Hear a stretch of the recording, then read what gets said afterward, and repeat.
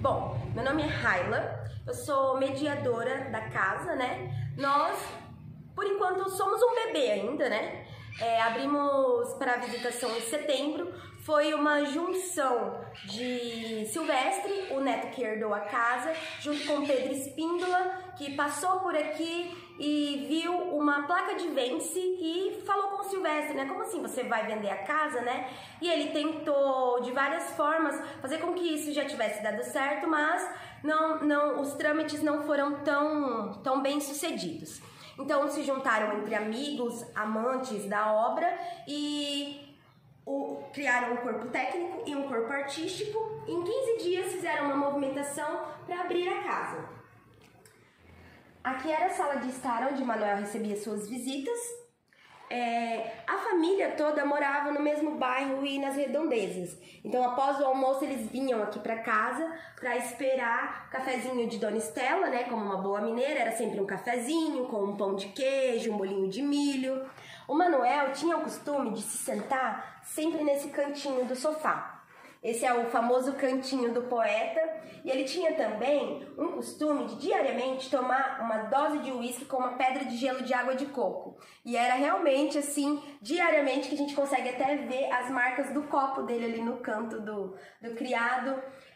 Os quadros, ele trouxe a maioria de Nova York. E a Marta, como uma artista, né, estava sempre trocando as molduras, mas os quadros em si eram sempre as figuras, né? Tem o Chaplin, o Picasso, que a gente consegue ver bem retratado nas obras do Manuel mesmo, ele gostava muito. E o corpo artístico manteve exatamente como ele e Dona Estela decoraram a casa, né? E aqui ele recebia também os amantes que vinham conhecê-lo, trazer coisas para ele ler, né? Artigos, revistas, livros e tudo mais. Então ele também fazia a recepção dessas pessoas na casa, né? Ele e Dona Estela tinham essa cumplicidade, né? De se conversarem pelo olhar. Ele tinha o horáriozinho dele de receber as pessoas, que era sempre das 4 às 5 da tarde. E aí, como ele era bem tímido, né? Ele olhava para o relógio dele, olhava para Dona Estela por cima do óculos e ela já sabia que para ele a visita, né, já tinha se encerrado e ela ficava responsável de fazer os trâmites de encerrar a reunião com as pessoas. Aqui nós temos um manuscrito do livro de pré-coisas e uma poesia de Manuel também. Aqui no armário nós temos alguns vinis de Manuel. Tem um vinil do Gilberto Gil que ele trouxe para o Manuel, alguns não, tem só um vinil de música clássica do Beethoven. Ele gostava de Vivaldi, de Bach.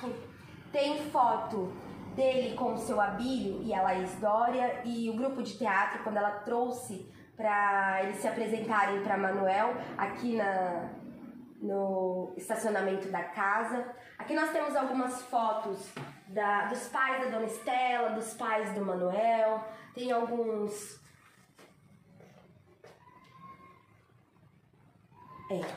tem a foto da Dona Estela também. Esses artesanatos de madeira, eles ganhavam dos seus admiradores, alguns também da família da Dona Estela. Mineiros, né, eles produziam em si, traziam para eles e eles sempre estavam deixando pela casa decorada. Aqui tem a concha, a famosa concha da foto do Marcelo Buonai.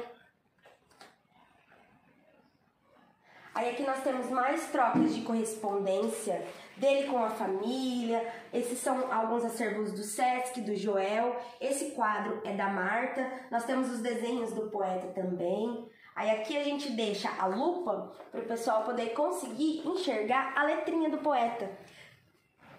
A gente consegue ver também como se fosse uma linha temporal do tempo de vida do Manuel, porque conforme ele foi ficando mais velhinho, a letra dele, que já não era muito grande, foi diminuindo ainda mais e ela foi pendendo para os lados. Então aqui a gente consegue ver uma firmeza na mão, essa carta que ele fez para o Joel. Eles se escreviam muito também dando pitaco nas obras dos outros.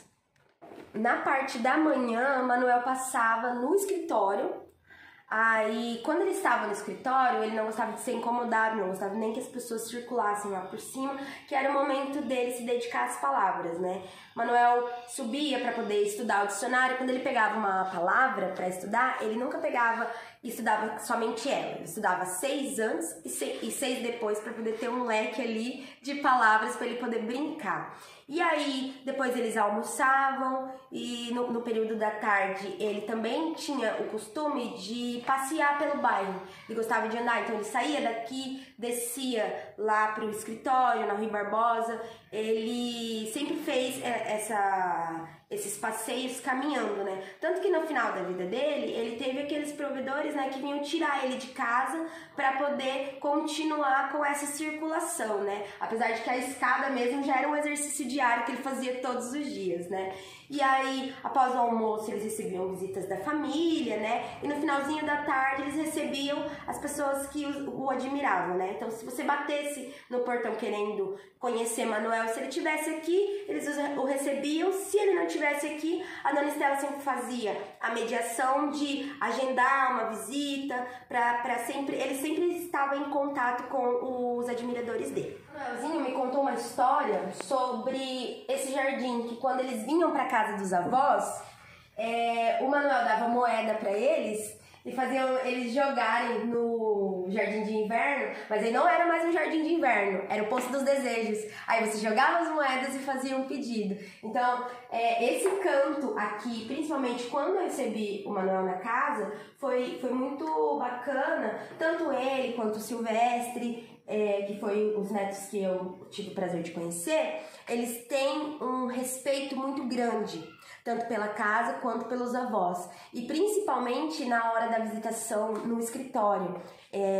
Eles ainda mantêm esse respeito de não era autorizado nós ficarmos circulando por lá. Aqui nós temos uma foto do poeta na sua escada de madeira. E temos também o projeto poético de Manuel de Barros, escrito pela Maria Adélia Menegaso, que é uma crítica literária daqui do Mato Grosso do Sul, e ela dá aula na UFMS também, nossa Universidade Federal aqui de Campo Grande. Aí tem todo um resumo da vida de Manuel, né? E sobre as obras dele também. Eles fizeram intervenções artísticas também. Esse acervo de fotos tem fotos do acervo pessoal de Manuel também, e tem fotos do Marcelo Bonai. A primeira foto é o Manuel aos 23 anos na faculdade. A segunda foto é ele, Dona Estela, no seu cantinho especial do sofá. Olha o copinho de uísque na mão lá. Aquela outra foto é ali na sala social. E eu descobri uma coisa muito interessante também, que Manuel, com a camisa muito fechada e sapato fechado, ele não se sentia confortável de estar assim.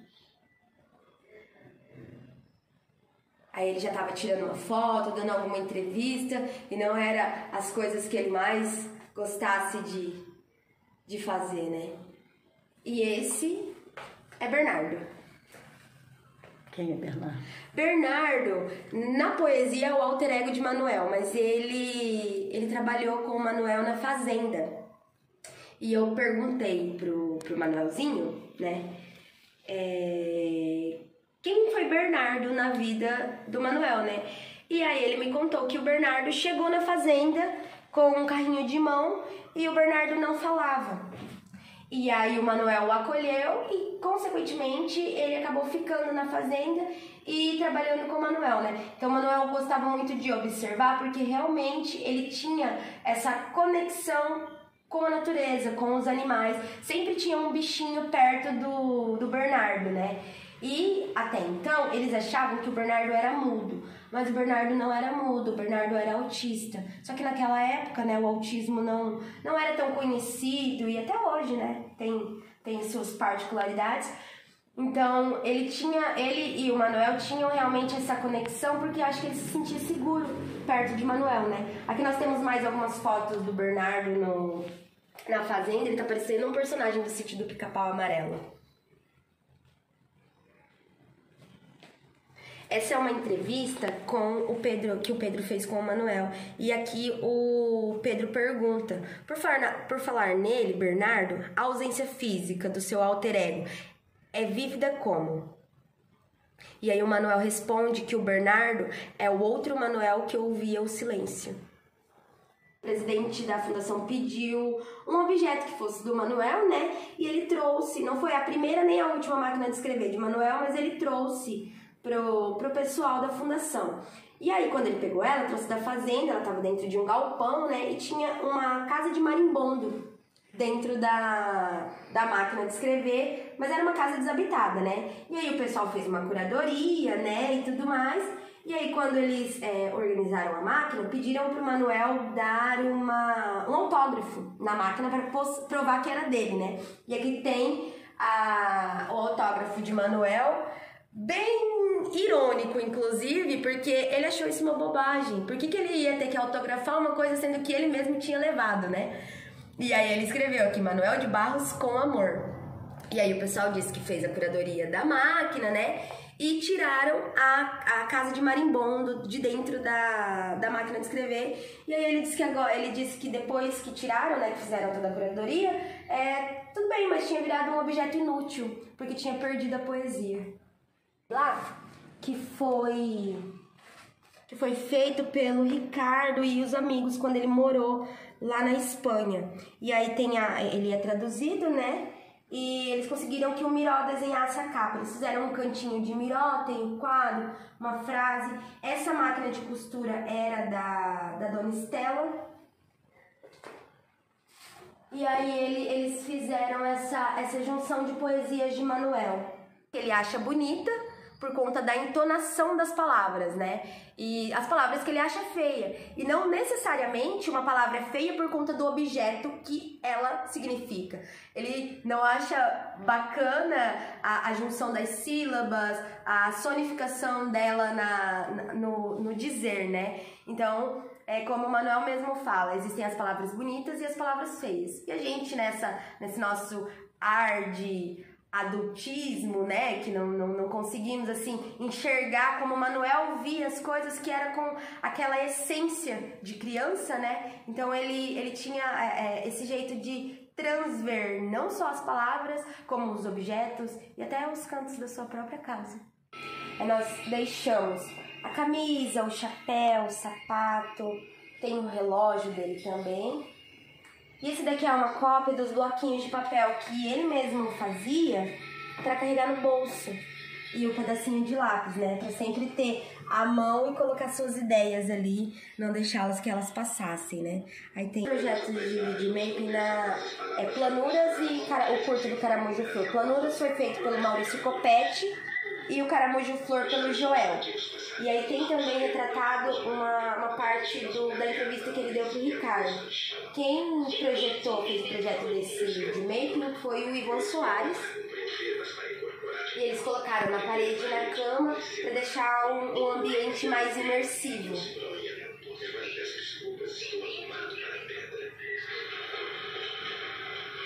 Aí ali nós temos uma foto do seu Manuel com a Dona Estela.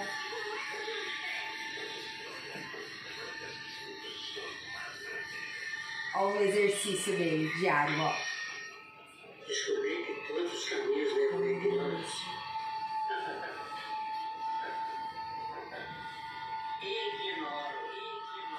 Como serão ardentes nos caracóis os desejos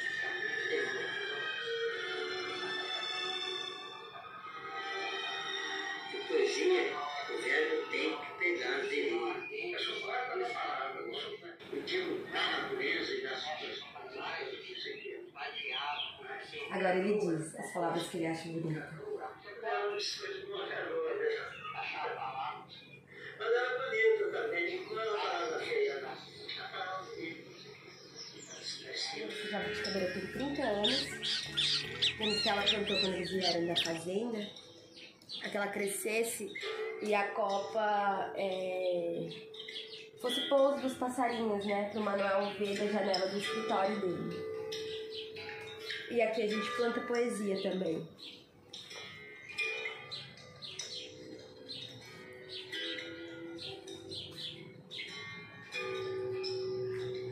máquina de costura ficava aqui, nesse cantinho. No final do dia, eles vinham pra cá, né? O Manuel puxava uma poltrona e se sentava nos pés aqui na porta, né? Na saída da porta. E no final do dia bate uma fileira de luz, como tá aqui agora, mas é um pouco menor. E ele se sentava aqui e ficava aquecendo os pés, se preparando para tomar banho. E a dona Estela ficava costurando aqui e eles passavam horas observando e rindo dos passarinhos. Aí nós temos um Manuel ali que espera suas visitas. E a jabuticabeira tá ali. A gente fica cuidando pra ver quem vai comer primeiro, né? Os passarinhos ou os visitantes.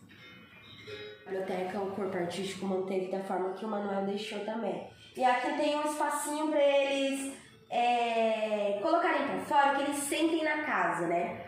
Então aqui eles fazem a visitação, às vezes os pais vêm, né? E aí o que eles absorvem daqui, eles desenham e deixam para Manuel poder Manuel receber os desenhos.